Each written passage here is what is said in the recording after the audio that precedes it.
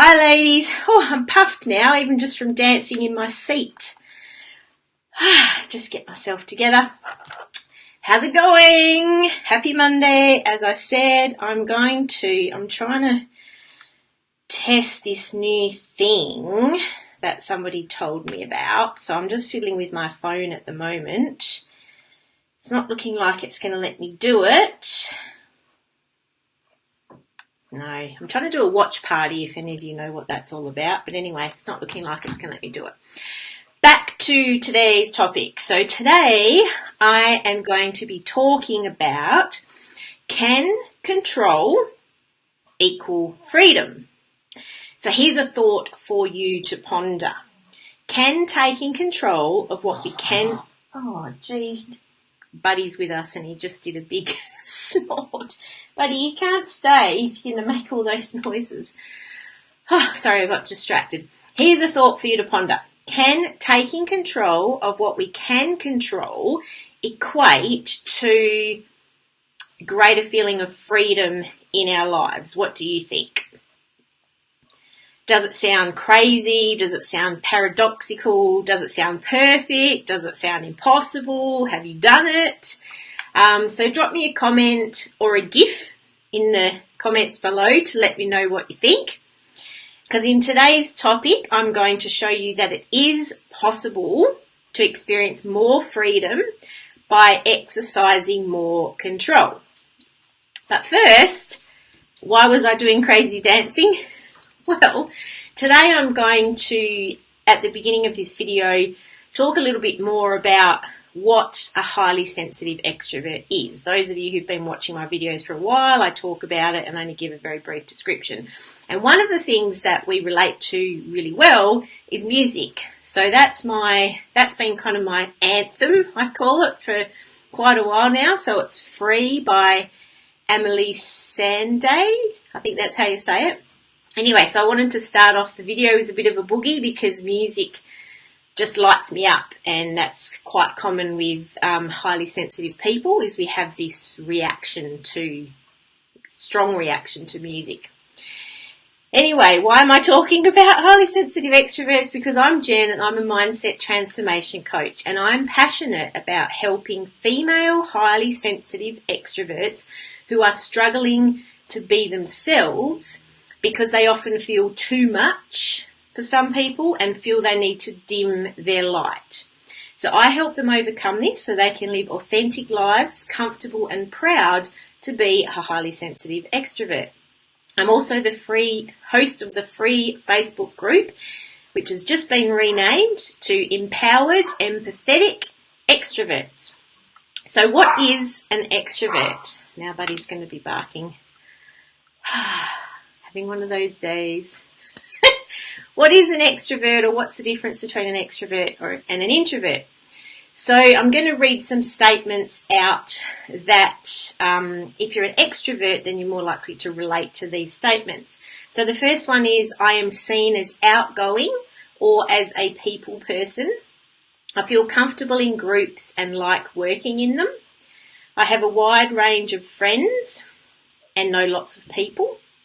I sometimes jump too quickly into an activity and don't allow enough time to think it over. Before I start a project, I sometimes forget to stop and get clear on what I want to do and why. Sometimes that happens to me when I'm doing these videos. My brain's somewhere else and all of a sudden I'm delivering a live video. Anyway, so I'm obviously an extrovert. So where does the highly sensitive person come into it? So this is based on Dr. Elaine Aron's research, and she basically says there are 4 characteristics, I suppose, of highly sensitive people, and she uses an acronym of DOES, D-O-E-S. So the D stands for depth of processing. So this means that if you're a highly sensitive person, you process information more deeply than other people, and it means that your nervous system is processing every piece of information over and over and often magnifying it, which often leads to number 2, the O, which is overstimulation. So this is pretty obvious. So if we're processing every little detail all of the time, it's exhausting. And since an HSP, highly sensitive person, we take in and we think about details that most people never even notice. We are basically performing more cognitive work than the average person all day long. So that's why we often feel more exhausted in situations where other people are completely fine. So that's D and O, depth of processing and overstimulation. The E is emotional responsiveness and empathy. So HSPs have a stronger reaction to both positive and negative experiences. And the empathy side of things is we are more aware of the emotions of other people, and we think about what other people need, and we're concerned with helping others. And the brain of a highly sensitive person reacts more strongly to images of other people's faces showing emotion, and a highly sensitive person's mirror neurons, the part of the brain that helps us understand and empathise with the emotions of others, are particularly active. So that's the E, emotional responsiveness and empathy. And the S is sensitive to subtleties, and that's pretty self-explanatory. HSPs are absolute naturals when it comes to picking up on subtle cues and stimuli that others completely miss in their environment. We notice small sounds, tiny distractions, smells, tastes that other people aren't even necessarily aware of.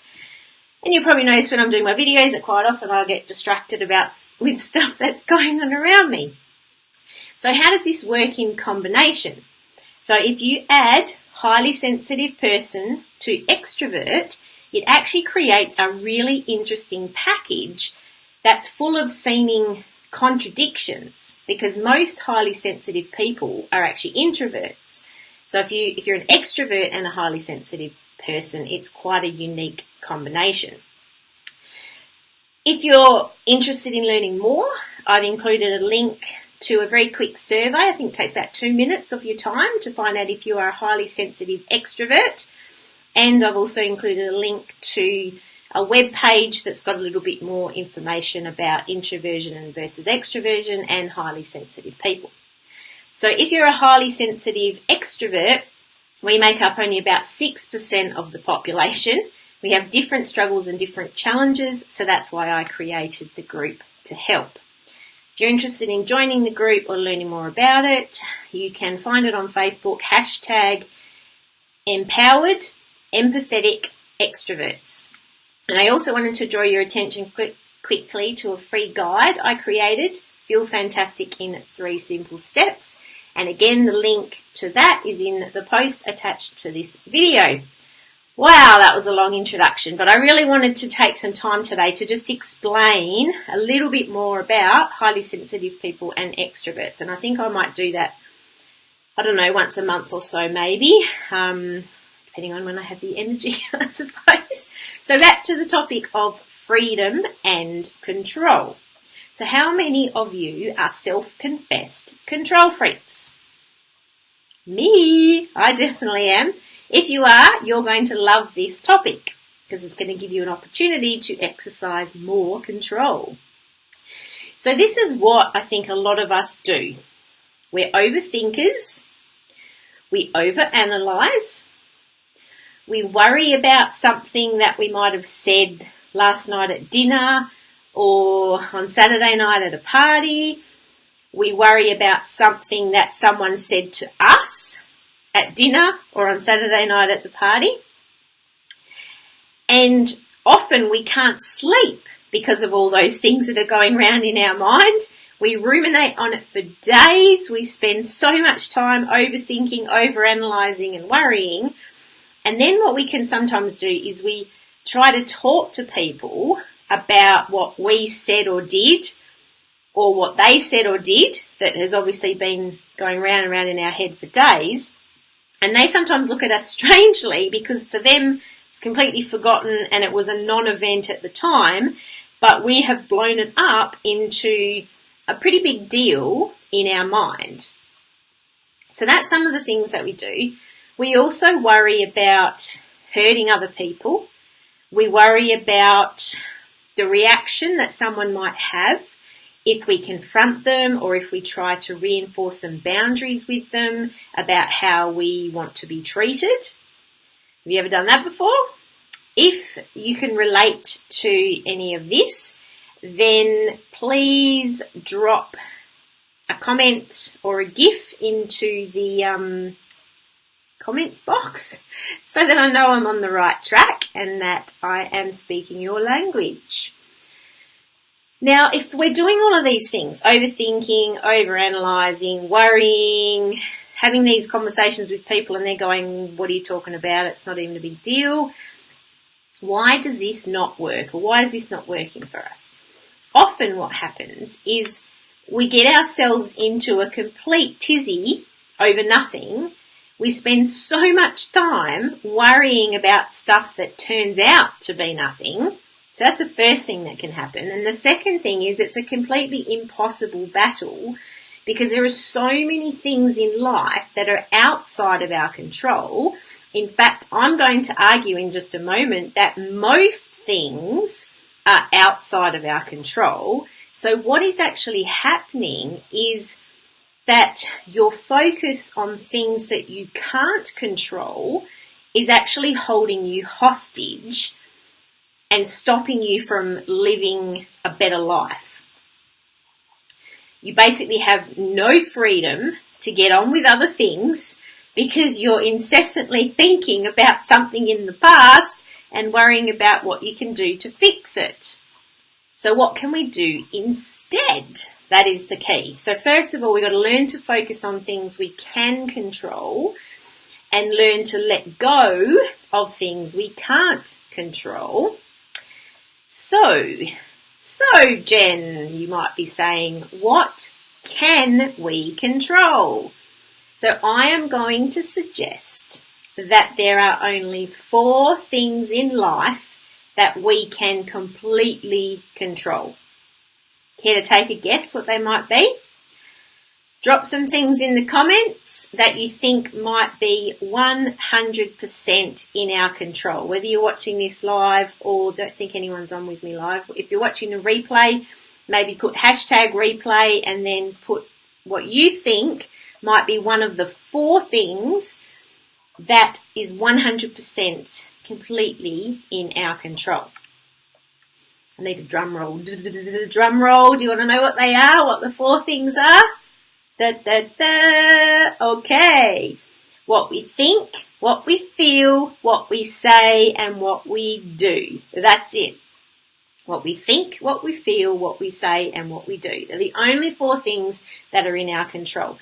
And this comes from brain science and how our thoughts control our feelings, which control our actions.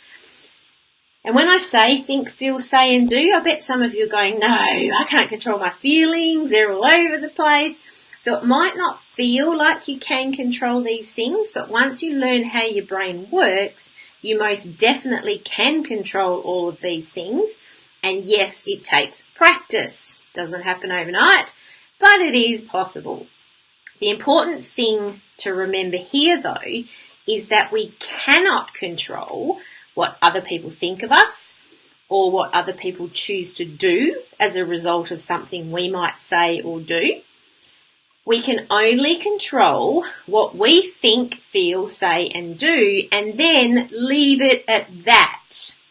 So here's an example of how this might play out in life. I'm going to share with you an example that came up in a conversation I was having with a friend of mine the other day. I'm going to change the names to protect privacy.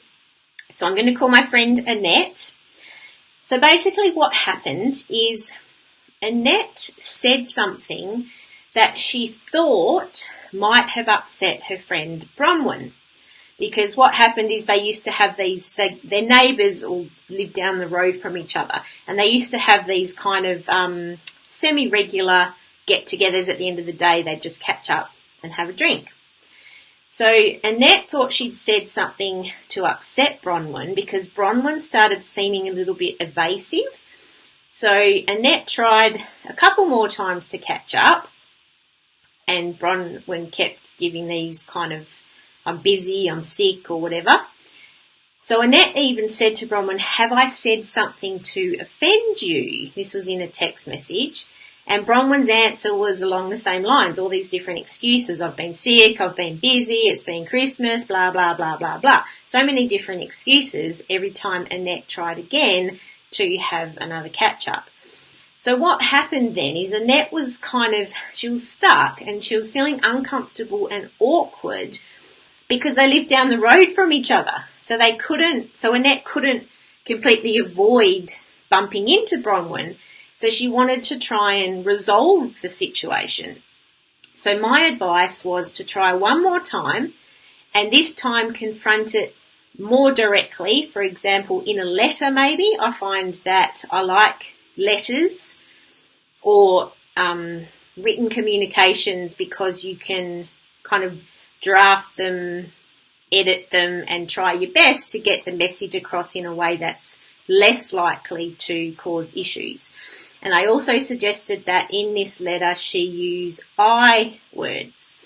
Now, the importance of I words when we're communicating with other people is it's about communicating the situation or explaining things from the I perspective. So I feel like I might have said something that upset you or hurt your feelings. That comes across very differently to I think you're upset with me. I think you got offended. So, because that's kind of, you're putting your interpretation on the other person's view of the situation and you might be wrong. Whereas if you use I words, then obviously you're less likely to make the situation worse. So can you hear the difference there? So I feel like I might have said something to upset you or hurt your feelings, as opposed to I think you're upset with me, I think you're offended, I didn't mean it. So it's just a slight tweak on how you communicate that information.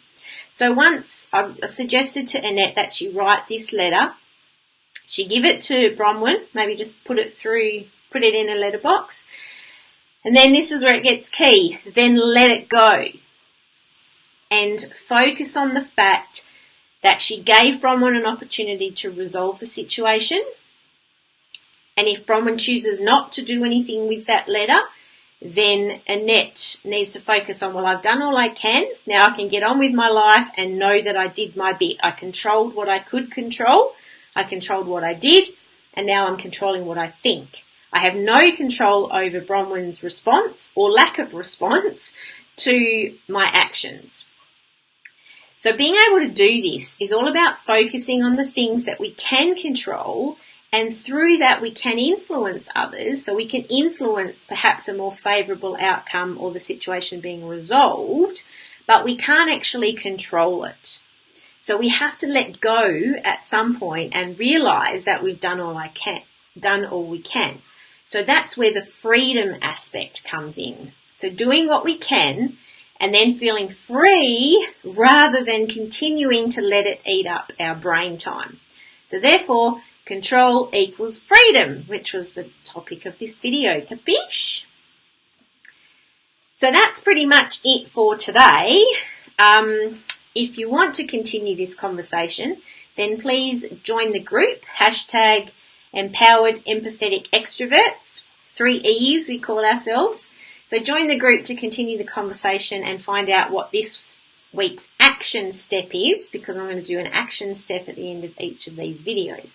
So don't forget to join the group, download your free guide, Feel Fantastic in 3 Simple Steps, and I will see you in the group right here next week, same time, same place. Oh, one thing before I go, I'm going to ask a favour. If you found this information valuable, I would love it if you could drop me a comment on what your biggest takeaway is, because that lets me know that it has been helpful to you, and also is a bit of a way of saying thank you to me for doing this free training. So I'd love you to leave a comment on your biggest takeaway. That's it for me. Happy Monday. As I said, see you in the group or next week right here, same time, same place. Ciao for now.